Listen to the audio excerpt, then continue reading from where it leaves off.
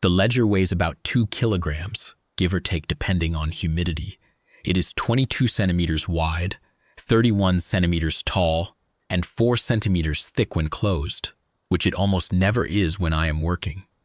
The cover is dark green canvas over board, worn pale at the corners, and the spine has been resewn twice, once by my grandmother and once by me, during a very slow posting on Vereth Station when I had nothing better to do than keep old things from falling apart. The clasp is brass. The pages are cream-colored, acid-free, and were sourced from a specialty paper mill in northern Sweden that has been supplying diplomatic families, like mine, for 140 years, inside, in 4 distinct hands spanning roughly a century and a half of active service. There are 43,211 individual entries. I know the count because I counted them once over the course of a week when I was 17 and my mother was preparing for a posting and I was bored and looking for something to make myself feel useful. Nobody has ever asked me how many entries the ledger contains, but I know. That is broadly what it means to carry the duty ledger. You know things about it that nobody thinks to ask, and you know those things because you had nothing better to do than learn them, and you learned them because you grew up understanding that this particular object, ugly, heavy, smelling faintly of cedar and old ink, was the most important thing your family owned. More important than the posting citations, more important than the service medals, which are in a box somewhere in my mother's office, and which she has never once taken out to show anyone.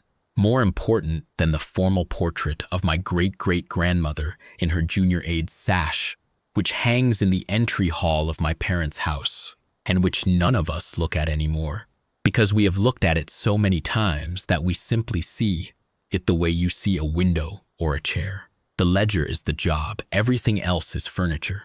I am telling you this because you need to understand what kind of object I carried into Convocation Hall on the morning of the 14th of March, and why I did not apologize for it, and why when the Chelric senior arbiter looked at it across the chamber floor and said something to his junior colleague in a register that required no translation, I simply found my seat and opened to the current working section and uncapped my pen. His name, I would later learn, was Arbiter Eminence Chovis Drak of the 3rd Convocation Registry. He had 41 years of service, a published career that ran to several hundred institutional papers, and a reputation for procedural precision that his own delegation described, without irony, as a gift to the accord. He was tall for a Chelric, which meant he stood at roughly chest height on me, his carapace a deep amber brown in the hall's overhead lighting, his manipulator limbs folded in the formal resting position that indicated readiness, without aggression.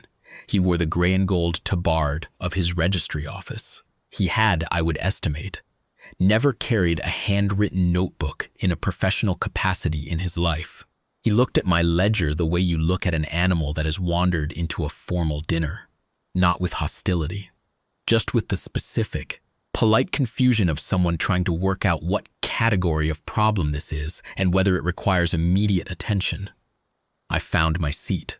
I opened the ledger. I uncapped my pen. The summit was called the Sereth Convocation, after the station where it was being held, and it had been building for 3 years before anyone actually agreed to sit in the same room.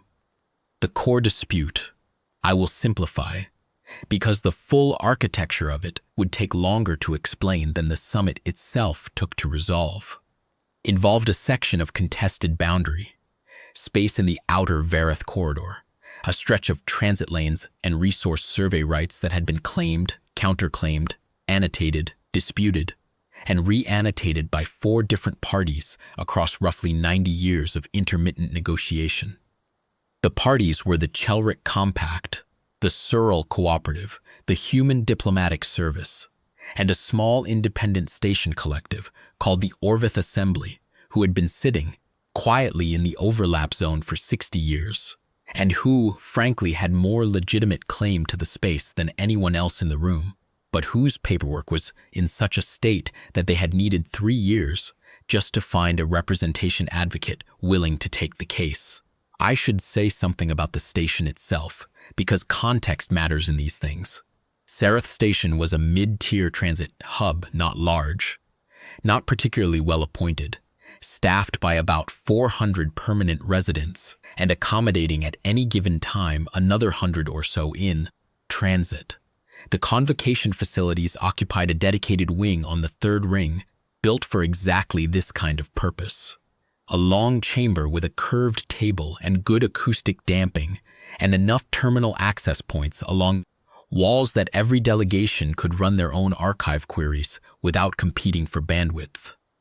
The station's administration had added, for the duration of the summit, a catering arrangement that rotated meal formats across 3 species dietary profiles, and a small lounge area adjacent to the main chamber where delegations could confer between sessions without having to walk back to their quarters.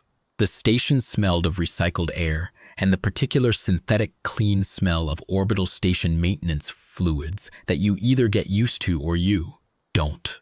I had been on enough stations to be used to it. Garrett, on his first major off-world posting, had mentioned it on day 1 and not again, which meant he had adjusted, which was good. My name is Marin Voss. I was at the time of the Sereth convocation 29 years old, and I held the rank of second aide in the Human Diplomatic Service, Office of Boundary and Transit Affairs. I had been in the service for 6 years. Before that, I had been in university. And before that, I had been following my mother to postings with a school satchel over one shoulder and the ledger in my other hand, because my mother had determined early that the most useful education a diplomatic aide's child could receive was direct observation of the actual work, and the actual work required the ledger, and the ledger went wherever the work went, and so I went too. My mother was first aide Dorrit Voss, who served for 31 years and retired 3 years before the Sereth convocation with a record of 14 resolved boundary disputes, 7 transit lane frameworks, and 1 emergency arbitration that had, by general consensus among the people who understood the field, prevented something that would have been significantly worse than what it became. I say this not to establish my credentials by inheritance, but because the ledger is a family document, and you cannot understand the ledger without understanding the family. The entries in the ledger go back to my great-great-grandmother, Aide Secundus Hannah Voss, who began the practice during a particularly complex survey rights arbitration in 2041, and who noted in the first entry, in her careful slanted hand, the formal record will contain what was decided. This record will contain why and what was said, and what the room felt like, and what precedent governed the moment. She used it for 20 years. She passed it to her daughter, who passed it to her son, who passed it to my mother, who passed it to me when I took my first independent posting. The formal record, my great-great-grandmother understood, was a document of conclusions. The duty ledger was a document of reasoning, and reasoning, the actual tissue of how a decision was built, what precedents were cited in which order, which argument broke which impasse, what the room was like at the moment the language changed, was exactly the thing that formal records did not preserve. Every major arbitration I had attended, I had recorded in the ledger. Entries, cross-references, margin notes. Whenever a sitting arbiter cited a precedent, I noted which one, and what they said about it, and how the other parties responded. Whenever a boundary dispute resolved, I noted the mechanism, which argument class, which treaty language, which procedural path. 43,211 entries across 4 hands. 150 years of diplomatic memory, in a form that could be read, annotated, and cross-referenced without a power source, a network connection, or a working database. I had never once thought of this as remarkable. It was just the job. It was what the ledger was for. The Chelric, as an institutional culture, did not share this view. I should say something about the Chelric, because understanding what happened at the Sereth convocation requires understanding something about how the Chelric Compact organizes its institutional knowledge. They are, by any reasonable measure, exceptional record keepers. Their registry system, the formal Chelric Accord Registry, maintained by the Third Convocation and about a dozen subsidiary offices, is genuinely impressive. Digitally indexed, cross-referenced in multiple layers, maintained by professional archivists who take their work seriously, updated in near real time, and accessible to any credentialed party with a network terminal. When the Chelric record-keeping apparatus is working, it is faster, more comprehensive, and more searchable than almost anything the human diplomatic service maintains. I have never disputed this. What I noticed over 6 years in the field was that the Chelric system had two specific failure modes. The first was latency. Entries made during the chaotic period of a negotiation were sometimes logged with errors that were only caught and corrected weeks or months later, after the working session had moved on. The second was what I privately called the cascade problem, when an error was introduced at a foundational level, a mistagged treaty reference, a corrupted index entry, a metadata conflict. It propagated. The system was so thoroughly cross-referenced that a single bad root entry could corrupt a substantial branch of linked records, and correcting it required finding the root first, which could take a long time if the error was old enough. I did not say any of this to the Chelric delegation when I arrived at Sereth Station. I found my seat. I opened the ledger. I uncapped my pen. The first session of the Sereth Convocation was procedural. Introductions, credential verification, a review of the standing rules, an agreed summary of the disputed zone. I noted everything.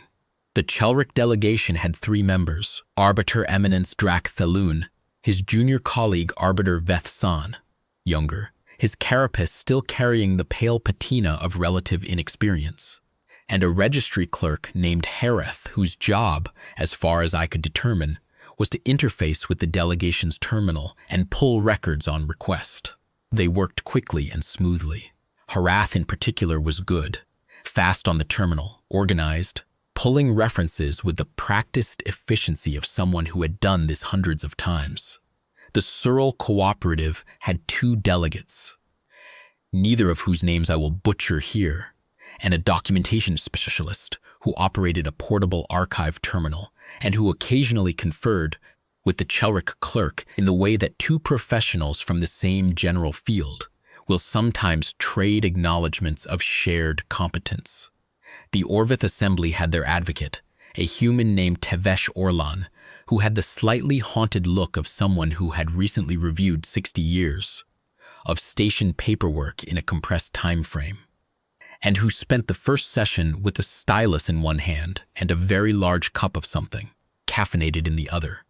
Our delegation, the Human Diplomatic Service, was me and my senior deputy attaché Garrett Sorn, who was attending his first major arbitration and who had looked at the ledger on the morning we arrived and asked if I needed help carrying it. I told him it was fine. He accepted this and moved on, which is one of the things I liked about Garrett. He did not need things explained twice. The procedural session lasted 4 hours and ended with the parties agreeing on a working timeline of 10 days, which everyone in the room understood was optimistic.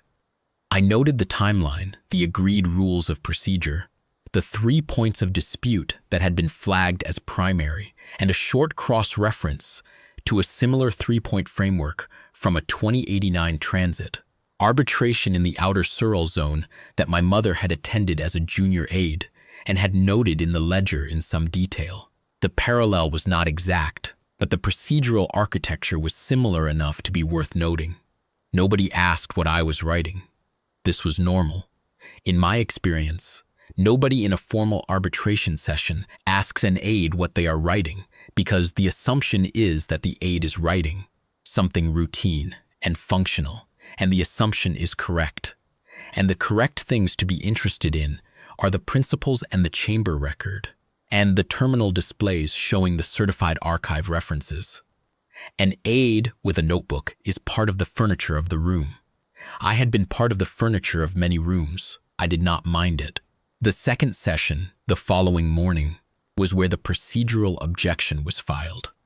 We were 20 minutes in, working through the first substantive point, the historical basis for the original boundary demarcation.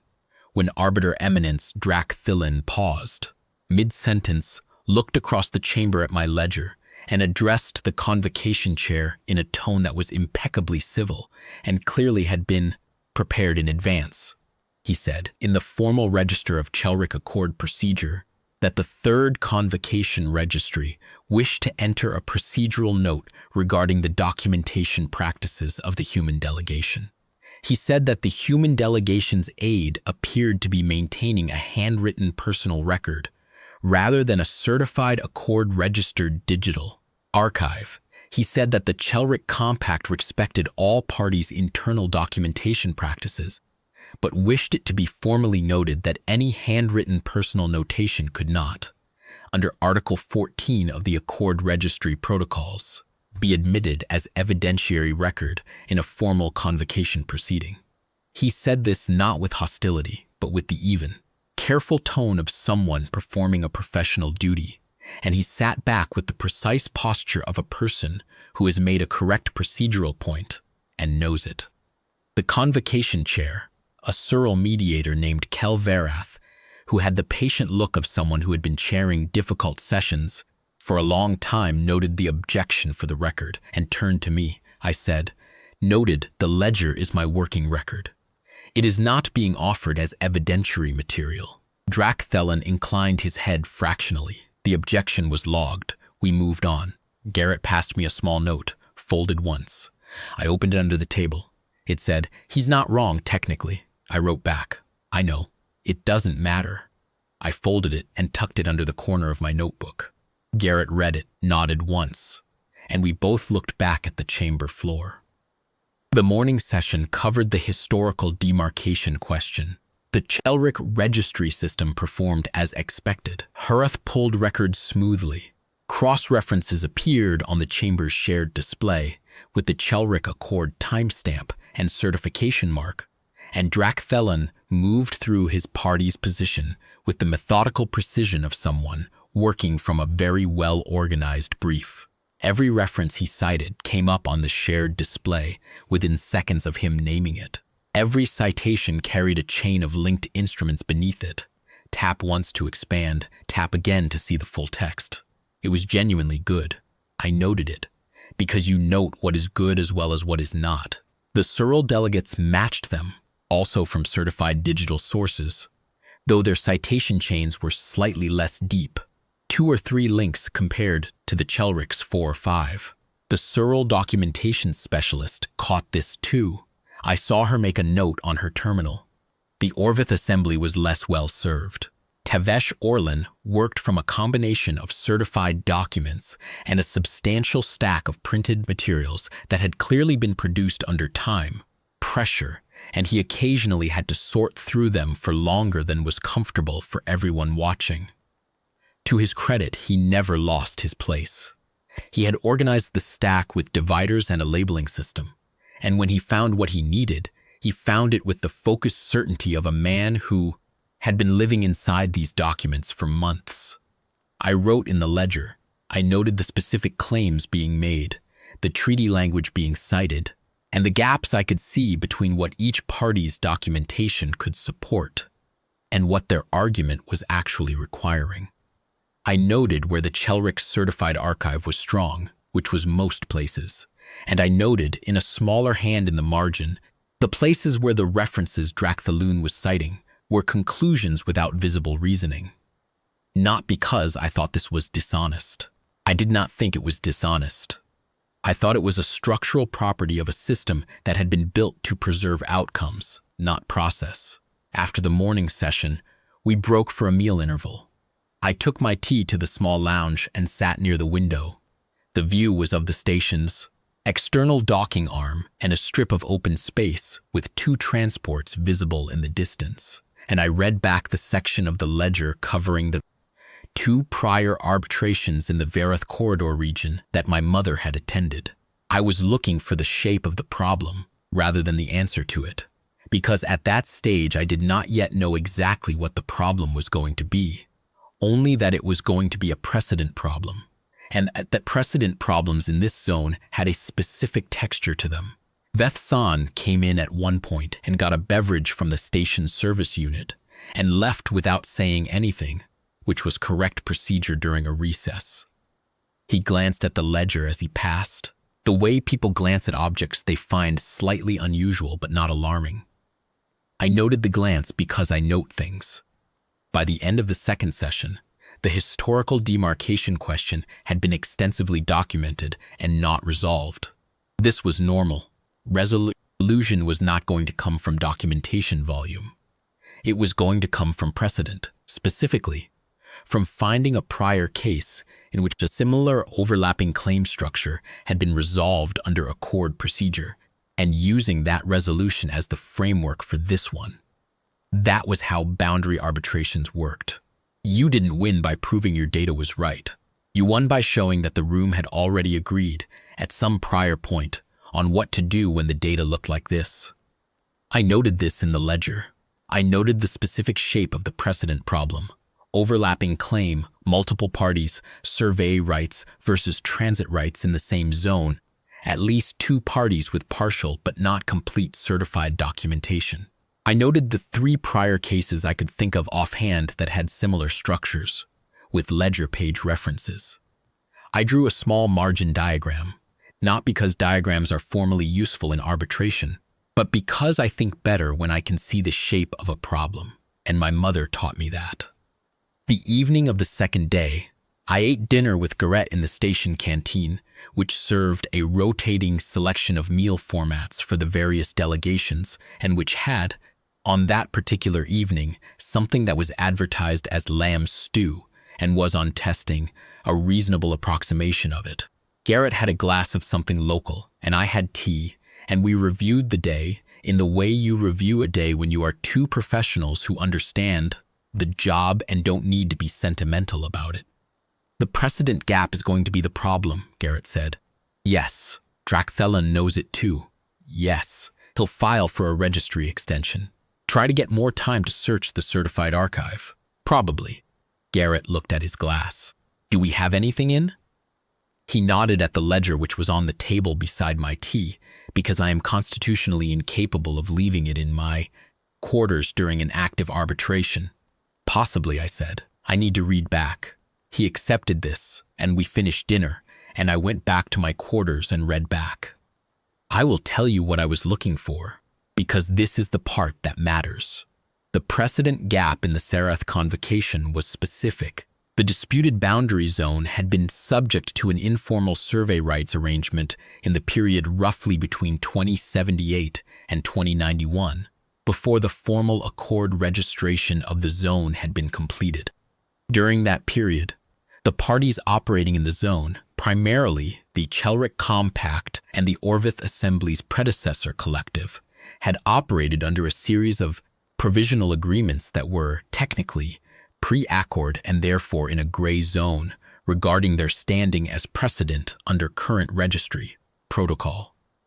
Whether those provisional agreements constituted a binding historical record that the formal boundary determination had to account for was exactly the question that nobody could answer from certified accord registered documentation alone, because the certified accord registration had begun after the provisional period ended, and the pre-accord records were in a separate, partially indexed archive that had not been comprehensively digitized.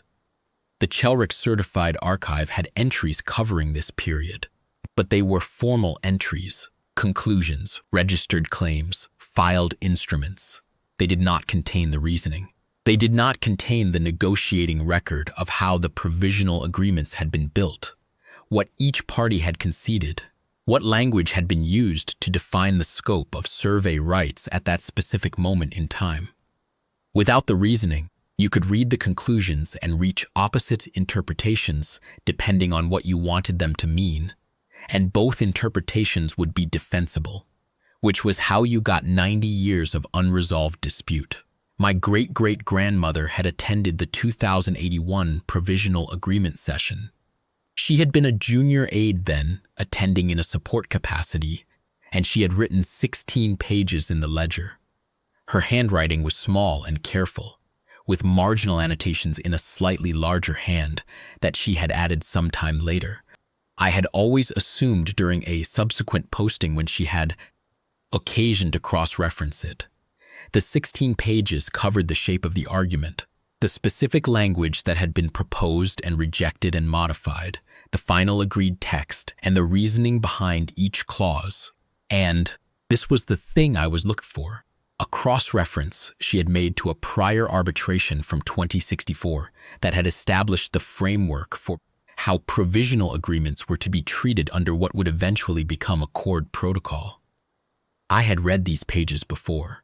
I had cross-referenced them myself twice in the years since my mother handed me the ledger, but I had not looked at them recently enough to have them at the surface of my mind during the chamber sessions, and I needed to read them again carefully because I needed to know exactly what they said and exactly what the cross-reference implied before I said anything to anyone. I read them 3 times.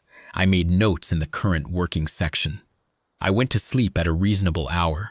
On the 3rd day, the plenary session covered the second point of dispute, which concerned the Searle Transit Lane allocations and was more straightforwardly documented than the first point, and therefore less interesting from a precedent standpoint. But I noted it anyway, because completeness is not optional. Drach-Thelen was methodical and correct. The Searle delegates pushed on 2 specific subclauses and reached a provisional understanding on both before the session closed. Tevesh Orlan, whose interests were not directly implicated in the transit lane question, sat with his hands folded and his coffee cup and observed with the patience of a man who has waited a long time for other people's negotiations to finish so that his could begin. After the 3rd session, in the corridor outside the chamber, I passed Harath going the other direction with a tablet and a focused expression. She did not look at me. She was clearly already inside a search query in her head. This was the 3rd time I had seen her with that expression in 3 days. I noted it without remark. On the 4th day, the Chelrick delegation filed a registry extension request. On the 4th day, the Searle delegates filed a counter request for an accelerated resolution timeline. On the 5th day, Drach-Thelen and the Searle-led delegate had a procedural exchange that was formally civil and substantively pointed, and the convocation chair called an early end to the session and scheduled a working group meeting for the following morning. The afternoon of the 5th day was technically a recess, and the delegations were left to their own devices. I spent mine in my quarters rereading. The Chelrick delegation, from what Garrett reported when he came back from a walk around the station's outer ring, spent theirs running additional search sequences on their terminal. He said Harath had been at the terminal for 3 hours straight and had the look of someone who had found the same empty result 4 times running and was deciding whether to try a 5th. I noted this. I noted the specific shape of what a 3-hour terminal session failing to find a result meant, in terms of where the gap was and how deep it went.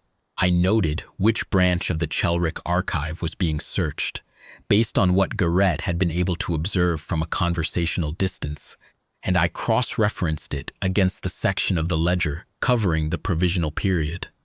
The gap was where I thought it was. The ledger's pages were where I thought they were. I turned back to my great-great-grandmother's 16 pages and read them a 4th time, more slowly. I was reading them now, not to find something but to understand what I had already found, to make sure I knew exactly what her cross-reference meant, exactly what the criteria she had noted were, exactly what language she had used. She had written precisely in that small, careful hand, and the annotations she had added later were even more precise, as if the subsequent posting had given her time to see the significance of what she had been at in 2081, and she had wanted to mark it clearly for whoever came after her. I did not know whether she had been writing it for my grandmother, or for my mother, or for me. She died before I was born, but the annotation was there, in the margin, in the larger hand. See 2064 Governing Framework. This session meets all criteria. Note for future reference. And underneath that, in a hand I could just distinguish as slightly later still, maybe a decade, maybe two. A single additional line still holds. I put the ledger down and looked at the ceiling of my quarters for a moment. Then I picked it up and made a note of my own in the margin below hers. I noted the date and wrote, "Confirmed, will use." I did not say anything about this on the 5th day. On the 6th day, the working group, which included me and Garrett for the human delegation, Drac Thelen and Vethson for the Chelric, the Searle documentation specialist, and Tevish Orlan for the Orvith, sat around a smaller table in a side room and attempted to identify whether there was any single certified source that could speak to the provisional period with enough clarity to move the precedent question. The side room was smaller and less formal than the main chamber. There were 6 chairs, a narrow table, a terminal station built into one wall, and a window that looked out onto the station's internal atrium. The atrium had a small planting bed in the center with what appeared to be a real tree of some kind. Dwarf variety, I assumed, probably ornamental, which I found briefly distracting because real trees on stations were expensive. And someone had decided this one was worth the cost, and I wondered why. Then Harith ran 3 separate search sequences on the Chelric terminal, and I stopped thinking about the tree. The certified archive returned the same conclusion each time. The provisional period entries existed, were tagged, and were accessible, but they were summary entries only. The reasoning record, the negotiating transcript, the argument framework, the clause-by-clause development, was listed as archived, pre-accord format, pending digitization. The digitization, I gathered from Harath's expression when she reported this, was not complete. It might not be complete for some time. The Searle documentation specialist ran her own search. Same gap, different angle. Her archive had the Searle party's internal correspondence from the period. But the correspondence was marked provisional and internal, which meant it could document what the Searle delegates had wanted, but not what had actually been agreed or why.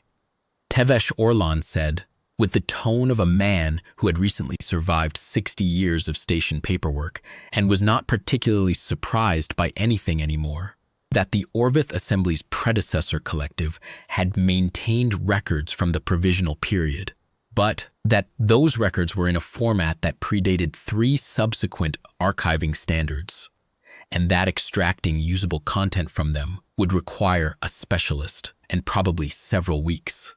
There was a pause of the kind that falls over a working group when everyone has run their search and everyone's search has come back empty. I said, I may have something. Nobody looked particularly hopeful. Garrett looked at the ledger. The Chelric registry clerk looked at the ledger. Drac Thelen looked at the ledger. I said, my great-great-grandmother attended the 2081 provisional agreement session as a junior aide. She kept a working record. It covers 16 pages. Drac Thelen said in a register that was exactly as polite as his procedural objection on day 2 had been, your ledger is non-certified personal notation. It cannot be admitted under Article 14. I said, I know. I'm not suggesting it be admitted. I'm suggesting that it might identify what certified sources to look for. There was another pause, a different kind. Vethsan said something to Drac Thelen in Chelric that I did not catch. Drac Thelen's carapace shifted in the way that indicated, as far as I had learned to read it, something in the range of cautious consideration, he said. What does the working record contain? I said. A negotiating record of the 2081 session. The language proposed, rejected, and adopted for each clause. The reasoning behind the final text, and a cross-reference to a 2064 arbitration that she believed had established the governing framework for how provisional agreements would eventually be treated under formal accord protocol. Vethsan pulled something up on his personal terminal. He said a date. He looked at Dracathelin. Dracthelun said something back. Vethsan's carapace changed color slightly, a pale shift that I had learned, over the course of the previous 5 days, was the Chelric equivalent of a thoughtful frown. The Searle documentation specialist said, if there's a 2064 precedent citation, that's pre-accord registry. It would be in the foundational archive, not the main index, Tevesh Orlan said. Which archive? She named one. She said it was certified, fully digitized, and accessible through the Accord network, but that it required a specific registry credential to access because it was a foundational document archive, and the Accord was, in his experience, careful about who pulled from foundational archives. Drachthelin said, "The third convocation registry holds that credential." And then there was a pause that lasted long enough for everyone in the room to work through what that meant. He looked at me. He said, "What is the citation in your ledger?" I opened the ledger to the page. I read him the citation. I was precise. I read the notation exactly as my great-great-grandmother had written it, with the session date, the case identifier, and the specific clause reference. He looked at Harath. She was already typing. We sat in silence for about 3 minutes. The station's environmental system made a quiet sound. Someone's terminal pinged softly and was silenced. Tevesh Orlan poured himself more coffee from the carafe on the side table and did it quietly enough that nobody felt the need to comment on it. Harath said, "Found it." She turned the terminal so we could all see the display. It was a certified Accord foundational archive entry, fully digitized, time-stamped, and registered. It was the 2064 arbitration my great-great-grandmother had cited. It ran to 40 pages, and the relevant clause framework was in Section 7. Drachthelin read Section 7. He read it twice. He folded his manipulator limbs in a position I had not seen him use before, which I noted in the margin of the ledger because I note things. He said, "This establishes a governing framework for provisional agreements that predates the formal Accord registry structure. Under this framework, a provisional agreement reached in good faith by recognized parties, with documented mutual consent on scope and duration, carries precedential weight equivalent to a formal Accord instrument for the purposes of subsequent boundary determination." Tevesh Orlan said, carefully, "which means the 2081 provisional agreement is a binding historical record." Drachthelin said, "If it can be shown to meet the criteria in Section 7, yes." Tevesh Orlan said, "And the criteria in Section 7 are." Drachthelin read them. There were 4. They were specific. I was already looking at the relevant section of my great-great-grandmother's record while he read them, and I could see, going through them one by one, that the 2081 session had met all 4, and that she had noted this at the time, in the margin, in a hand that suggested she had already thought about this question before she added the note. She had, in fact, written the criteria out herself, in the margin, listed neatly with a small check mark next to each one. The check marks were in the later hand, the hand I had identified as a subsequent annotation, possibly years after the session. She had gone back and verified, I said. "The working record addresses all 4 criteria." There was a pause. It was a different quality of pause from the earlier ones. Not the pause of people who have run out of options, but the pause of people who have just found one and are all doing the same rapid calculation simultaneously. I said, "It documents the parties present and their standing, the scope agreed for the provisional arrangement, the duration and conditions of the arrangement, and the mutual acknowledgement of the arrangement's provisional nature by all parties." My great-great-grandmother noted in the margin that the session met what she referred to as the governing framework from the 2064 case. She appears to have been tracking this question at the time. She went back later and confirmed the criteria match. She marked it explicitly. The Searle documentation specialist leaned forward. She said, "She confirmed it retrospectively." I said, "Yes, based on the handwriting.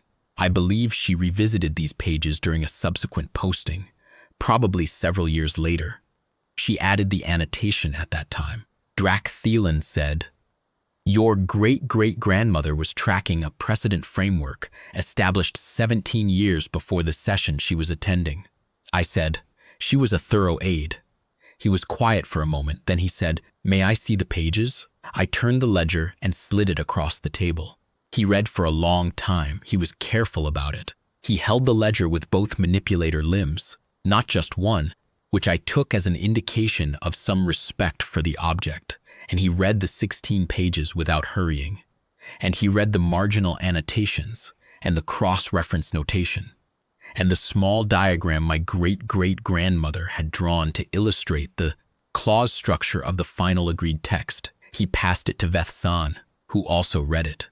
The Searle documentation specialist leaned in to read over Vethsan's shoulder, which nobody objected to. Tevesh Orlan, who was sitting next to me, said quietly, "Is that the original? From 2081? I said, "Yes." My great-great-grandmother's hand. He looked at it with an expression I could not quite read. He said, "She attended that session as a junior aide." I said, "She did," he said. "She was tracking the 2064 precedent," I said. "It appears so." He was quiet for a moment. Then he said, "What does the rest of the ledger cover?" I said, 4 generations of sessions. Every major arbitration my family attended as aides." He nodded slowly, in the way a man nods when he is filing something away for future reference. Drac Thielen returned the ledger to me. He said, "The citation is valid and the foundational archive entry is confirmed. The working record appears consistent with the archival evidence." He paused. Then he said, "The third convocation registry will need to formally acknowledge the ledger as a directional source for the purposes of identifying this citation. This is distinct from formal evidentiary admission." I said, "That's fine," he said.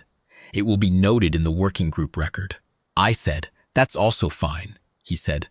"The notation will describe the ledger as a directional source of significant historical accuracy that enabled the identification of a foundational archive entry relevant to the determination of this matter."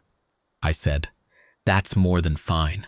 He looked at me for a moment with an expression I had learned, over the course of 5 days, was his neutral, professional face. It was the same expression he had worn when filing the procedural objection on day 2. It was the same expression he wore when Arath found the foundational archive entry.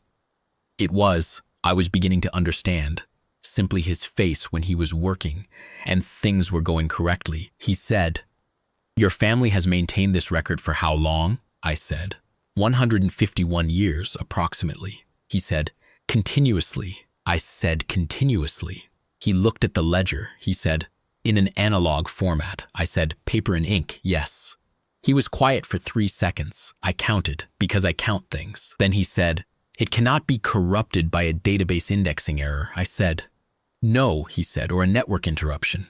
I said, "No," he said, "or a pre-accord format incompatibility." I said, "No."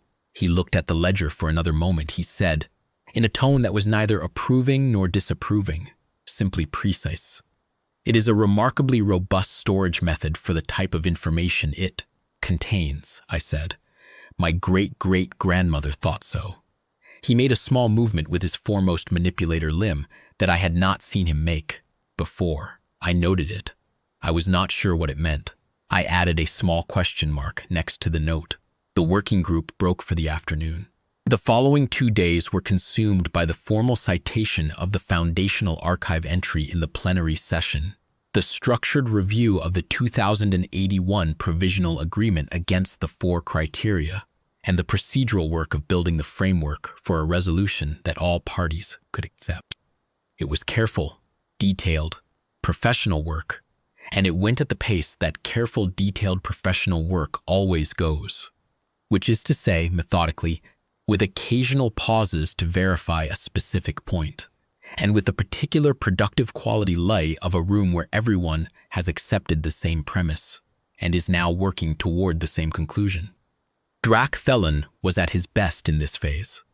Without the pressure of an unresolved precedent gap, he was precise and constructive. He identified problems with proposed language quickly, suggested alternatives that addressed all parties' concerns with the same economy of motion, and moved the discussion forward without apparent effort. Watching him work in this mode, I understood why his registry had described his procedural precision as a gift. He was, in the quiet ongoing way of people who are very good at exactly what they do, genuinely impressive to observe. The Searle delegates did it well also, and added 2 proposals that improved the transit lane allocation framework in ways nobody had anticipated at the outset. Tevesh Orlan did it with the specific competence of a man who had survived 60 years of station paperwork and had nothing left to fear from documentation complexity. He was steady, focused, and he caught an ambiguity in the boundary language on the second afternoon that would have caused problems at the implementation stage if nobody had caught it, which Drac Thelen acknowledged with a formal nod and a note, and which I also noted because it was the kind of catch that doesn't get remembered in the formal record, but matters in practice. Garrett took notes on his tablet and asked good questions, and at one point, found a useful cross-reference in the Accord main index that confirmed a secondary point, and which I noted in the ledger with a credit to him because that is the correct practice. He was getting better. He was watching the room the way a person learns to watch a room after they have been in enough of them. Seeing not just what was said, but who was listening to whom and where the real decisions were being made. I added a note on this too, not in the main entries, but in the margins, where I keep the observations that are about people rather than process. The ledger entry for the working group session ran to 11 pages. I noted Dracthelen's exact phrasing when he described the foundational archive, entry and the criteria, because exact phrasing matters, and I had learned from my mother that the moments when a very precise professional chooses their words very carefully are the moments worth recording most carefully. I noted Veth San's reaction. I noted the 3 seconds of silence before Drac Thelen asked me about the analog format. I noted the manipulator movement and the question mark, because even things I do not understand at the time are worth noting. My great-great-grandmother had written in her first entry, 151 years before, "The formal record will contain what was decided. This record will contain why and what was said, and what the room felt like, and what precedent governed the moment." The room had felt like 7 professionals sitting around a small table in front of a window with an ornamental tree visible through it, running out of certified sources, and then finding that the one source that spoke to the gap was a handwritten book that someone's ancestor had kept out of professional habit across 4 generations. I noted that too. On the 9th day, the resolution framework was agreed. On the 10th day, it was formally signed. The resolution acknowledged the 2081 Provisional Agreement as a binding historical instrument under the 2064 framework. It established a boundary determination consistent with the provisional arrangement's scope, adjusted at the margins to account for subsequent infrastructure development that the provisional arrangement had not contemplated. It granted the Orvith Assembly formal registry status in the zone with full survey rights in the areas their predecessor collective had been operating in for 60 years. The Chelrick Compact and the Surrey Cooperative received defined transit lane allocations that were, as far as I could determine, roughly what they had both been willing to accept 3 years before the summit, if they had been able to find the precedent framework to hang it on. The signing session was formal. Everyone was there. The convocation chair, Kel Varath, opened with the standard acknowledgement of parties and read the agreed text of the resolution into the record in the measured, deliberate pace of a chair who has been doing this long enough to know that the reading matters as much as the signing. The hall was quiet in the particular way a room is quiet when something important is ending. Not tense, just attentive. Everyone sitting slightly more upright than they had during the working sessions. Everyone aware that what was happening now was the conclusion, not the process, and that the conclusion had a different weight. I wrote in the ledger while he read. I noted the exact text of the operative clauses, because my great-great-grandmother had always noted the operative clauses, and because the resolution's exact language mattered for future reference, and the chamber record would contain it, but the chamber record would not contain the context in which each clause had been negotiated, which the ledger would, in the entries from the preceding 9 days. Drac Thelen signed for the Chelrick with the precise unhurried motion of a person who has signed many important documents. The Searle-led delegate signed, Tevish Orlan signed for the Orvith, and he looked when he sat back, like a man who had just put down something very heavy. He looked at the signed document for a moment, with the specific expression of someone, confirming that a thing that has taken a very long time is now actually finally done. Then he folded his hands and looked forward, and his expression settled into something quieter. Garrett signed for the human delegation. I was not a principal, and did not sign, which was correct. I noted the signing order, the time, and the 3-word shorthand I use for the emotional register of a room at the moment of resolution, which my mother had told me to always record, because it was the thing you forgot fastest and the thing that mattered most when you came back to the entry years later trying to understand why a particular resolution had held. After the signing, in the minor shuffling and low conversation of a room that has just finished something and is working out what comes next, Dracthelin came over to where I was standing with the ledger closed under my arm. He said, "The third convocation registry intends to note this matter in its procedural record." I said, "That's appropriate," he said. "The note will describe the resolution framework and the evidentiary chain that produced it. It will include a reference to the foundational archive entry and to the directional source that identified it." I said, "Understood," he said. "The note will also include a recommendation that the registry review its Article 14 protocols regarding handwritten working records in cases where certified archives have documented gaps in the provisional period." I looked at him. He said, "This is a procedural observation. Article 14 was written to prevent the introduction of unverified documentation as evidence. It was not written to exclude working records that can be verified by cross-reference to certified foundational archive entries. The distinction has not previously been formalized in registry protocol." I said, "That seems like a reasonable distinction to formalize." He said, "Yes." He looked at the ledger under my arm. "The recommendation will note that this distinction was identified in the course of resolving the Serath convocation with reference to a working record maintained by the Human Diplomatic Service over a period of 151 years. I said, "My family maintained it," he said. "Your family, yes." He was quiet for a moment. "How many generations?" I had the ledger under my arm. I shifted it, opened the inside cover, and read the entry line. I said, 7. He made the foremost manipulator movement again, the one I had noted and hadn't identified. He said, "I see." He wrote something on a small document card that he was holding, capped the stylus, and put the card in the inner pocket of his tabard. He said, "The registry thanks the human delegation for its contribution to this proceeding," I said. "Of course."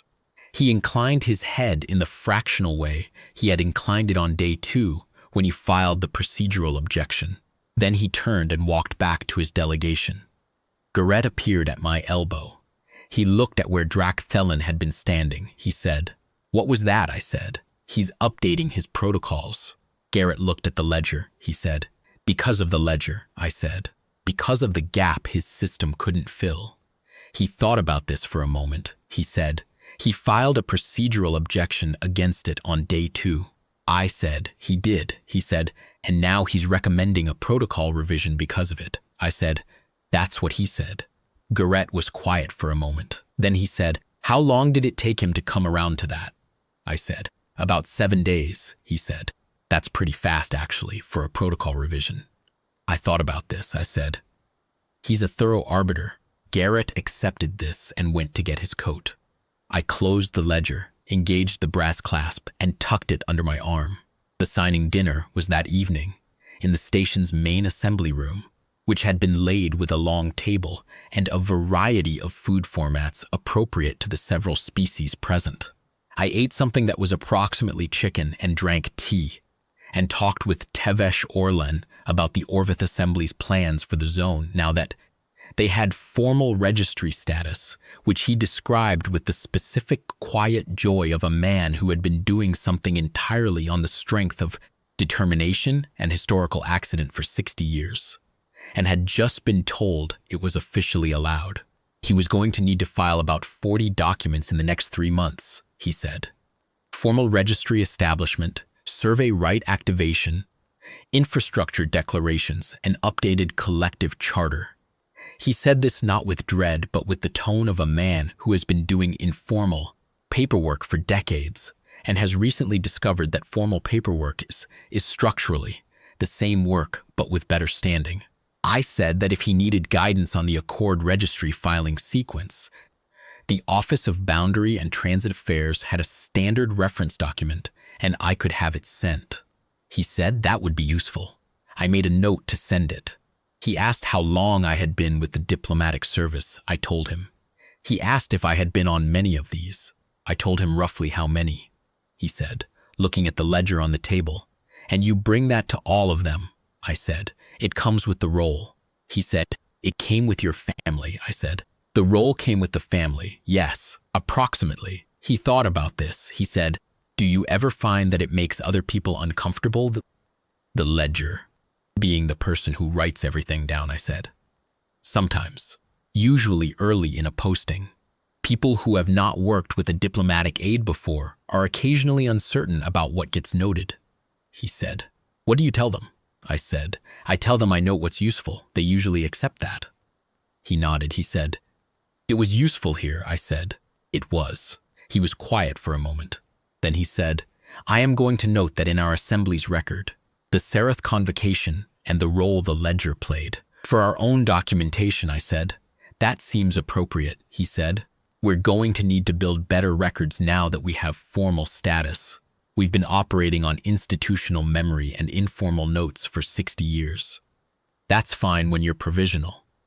When you're registered, you need something more robust, I said. You might talk to Harith about archive indexing standards. She was speaking with the Surreal documentation specialist at the other end of the table. They seemed to be having a useful conversation. He looked down the table. He said, He made a note. At the other end of the table, the Surreal documentation specialist was talking with Harith from the Chelric delegation. They were talking about archive indexing standards. I noted this because it seemed like a more productive conversation than most of what had happened in the first 6 days of the summit, and because it was the kind of conversation that sometimes produces something useful 3 years down the road when nobody is looking. At one point during the evening, Veth San, the junior Chelric arbiter, the younger one, made his way down the table to where I was sitting and introduced himself more fully than he had during the working sessions. He was, he said, in his 9th year with the 3rd Convocation Registry. He said he had found the working group sessions instructive. I said I was glad. He said, the cross-referencing practice in your ledger, the links between current sessions and historical precedent across multiple archives. I said, my great-great-grandmother developed it, he said. It is not a practice the registry currently uses in that form. He paused. We maintain cross-references in the digital index, but they are formal entries, structured data. They do not contain the... He paused again, searching for the right word. I said, the reasoning, he said. Yes, the reasoning, how the cross-reference was constructed, what the aide who made it thought it meant. He looked at the ledger, which was on the table beside my plate, because, as I have said, I cannot leave it in my quarters during an active arbitration, and which at that point still counted as one, technically, given that the signing dinner was part of the closing record, a running record of analytical judgment across multiple generations of practitioners. I said, that's what it is, yes, he said. Do other human diplomatic families maintain similar records? I said. Some, not all. It depends on the family. He nodded. He said, I think the registry will find this instructive. He said it in the same carefully precise way Drakthulun said things, which suggested either that this was a house style or that Veth San was, as junior colleagues sometimes are, a reasonably faithful professional reproduction of his senior. He went back to his seat. I made a note. I added a small asterisk and wrote, watch Veth San. Thorough, analytical, will ask better questions than his current role requires. In 10 years, we'll probably be running something. My mother had taught me to note people like that. She said it was the most useful kind of note, the one that paid off a decade later when you were dealing with that person at a senior level, and you already knew how they thought. At the end of the evening, Dracthelin addressed the table briefly, as the senior arbiter present. He thanked the convocation chair, acknowledged all delegations, and noted that the resolution of the Sereth convocation would serve as a useful addition to the body of accord precedent in this class of boundary dispute. He said the resolution had been reached through the application of established procedure informed by recovered historical documentation, and he used the phrase recovered historical documentation with the specific neutrality of a person who has decided on the exact right language and is using it precisely. He sat down. The convocation chair said a few words. Someone proposed a toast in the formal multi-species convention that I had attended enough of these to know by heart, and I drank my tea and the session closed. The following morning I packed. The ledger went in first, as it always does, wrapped in its cloth sleeve, and placed flat at the bottom of the document case, where it was protected from impact on all sides. The cloth sleeve was slightly frayed at one corner, and I made a note to repair it before the next posting. Garrett and I took the same transit corridor toward the main departure hub. He was carrying his tablet case and looking more at ease than he had on arrival, which is what happens when you get to the end of your first major arbitration and it has ended with a resolution rather than a breakdown. The corridor was one of the station's longer internal passages, running the length of the second ring, and the walk took about 12 minutes, long enough for a proper conversation if you wanted one, he said. Good summit, I said. Yes, he said. Do you think Dracthelin will actually revise Article 14? I said. He would. He said, people say things at signing dinners. I said, he said it before the signing dinner, in the working group, in the formal language of a registry procedural note. I paused. He's a thorough arbiter. He said he would note it. He will note it. Garrett thought about this, he said. And then the registry might change their protocols, I said. The registry will review their protocols. Whether they change them depends on whether the review committee agrees with Dracthelun's analysis. But he'll make the argument well, and his analysis is correct, and the Sereth resolution gives him a concrete case to cite. So probably, he said. That would mean the next time a human aide shows up to a Chelric arbitration with a handwritten ledger, they won't file a procedural objection. I said, they might still note it, but they won't object to its function as a directional source. He was quiet for a moment. He said, because of your great-great-grandmother's 16 pages, I said, because she attended a session in 2081 and wrote down what happened and why, and then she attended another session before that and wrote down what happened and why, and someone before her had done the same thing, and then my grandmother, and then my mother, and then me. Yes, he said, and nobody in the Chelric registry did the equivalent, I said. They did an equivalent, different form, different trade-offs, he said, with a gap in the provisional period, I said. With a gap in the provisional period, yes. He thought about this for another few steps. He said, it's strange that it took a gap to make the ledger visible, I said. Most useful things are invisible until there's a gap. He looked at me. Is that a family saying? I thought about it. I think my mother said it once. Or possibly I'm misremembering and she would say she never said it. Either way, it's correct. He was quiet for a few more steps. Then he said, your family's been doing this for 150 years and nobody ever told the Chelric it was important, I said. The Chelric didn't ask, he said. They filed a procedural objection instead. I said, yes, he said. On day 2, I said, yes, he said. And by day 9, they were revising their protocols. I said, that's approximately correct. He looked at me. Are you pleased about that? I thought about this honestly. The ledger was in my document case, buckled shut, at the bottom where it was protected. The brass clasp was engaged. It would be there when I opened the case at the other end, the same as it was always there, the same as it had been there. For every posting my mother had taken it to, and every posting her father had taken it to, and every posting her mother's mother had taken it to, all the way back to the careful slanted hand and the first entry, and the note about the formal record containing conclusions, and the duty record containing reasons, I said. My great-great-grandmother would have been pleased. Garrett said, "What about you?" I said. "I'm going to have a lot of entries to write." He laughed. It was a short laugh, not a big one, the kind that comes when something lands correctly. He went to his gate, and I went to mine, and I sat down in the departure lounge and opened the document case and opened the ledger and uncapped my pen and began.